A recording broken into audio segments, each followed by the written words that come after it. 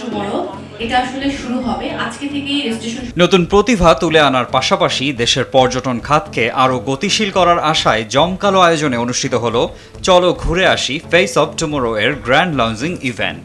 নতুন প্রজন্মকে সঙ্গে নিয়ে দেশের লুকিয়ে থাকা পর্যটন সম্ভাবনাকে সামনে আনার লক্ষ্যেই এই আয়োজন। ফেস অব টুমরো একটি দেশব্যাপী ট্যালেন্ট হান্ট, যেখানে খোঁজা হবে নতুন মুখ, নতুন গল্প। এতে অংশ নেবে দেশের বিভিন্ন প্রান্তের প্রতিযোগীরা। এই প্রতিযোগিতায় বিচারক হিসেবে থাকবেন নির্মাতা অনিমেষ আইচ, অভিনেত্রী নাজরিন হাসান চুমকি এবং রিচি সোলাইমান। আমাদের এটা অনেক বড় অর্জন হবে যখন আমরা 20 জন ভালো শিল্পী পাবো, ভালো পারফর্মার পাবো। আসলে শিল্পীর কথাটা তো আসলে অনেক বড়, শিল্পী তো আমরাও এখনো হতে পারিনি। তো পারফর্মার যে পাবো, এই পারফর্মারগুলো যে আমরা ইন্ডাস্ট্রিতে অনেক ধরনের কাজে তাদেরকে যুক্ত করতে পারবো, সেটা কিন্তু অনেক বড় একটা ব্যাপার।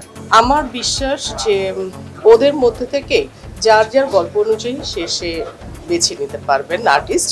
আর 2 নম্বর হলো সেটা হলো যে ওনাদেরকে তো গ্রুমিং করা হবে। আমরা যারা বিচারক আছি তারাও স্ক্রিপ্টগুলো পড়বো, সুতরাং আমাদের কোন ধরনের আর্টিস্টগুলোকে লাগবে সে বিষয়ে আমরা অনেক সতর্কতার সাথে সিদ্ধান্ত নেব।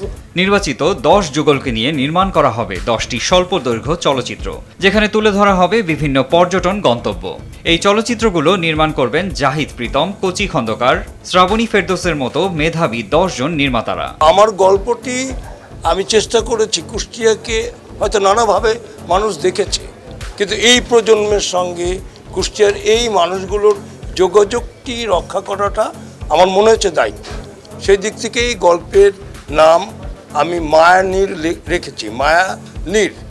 এই মায়ানীরের মাধ্যমে আমি মানুষকে কুষ্টিয়ায় নিয়ে যাব এবং কুষ্টিয়ার এই যে বিখ্যাত ব্যক্তিত্ব যারা আছেন এবং আমাদের ঐতিহ্যগত জায়গাগুলো আছেন, সেই জায়গাগুলোর সঙ্গে একটি মিলন ঘটাবো। সমগ্র আয়োজনটির ম্যাগাজিন পার্টনার হিসেবে থাকছে আরটিভির ফ্যাশন ও lifestyle magazine look at me.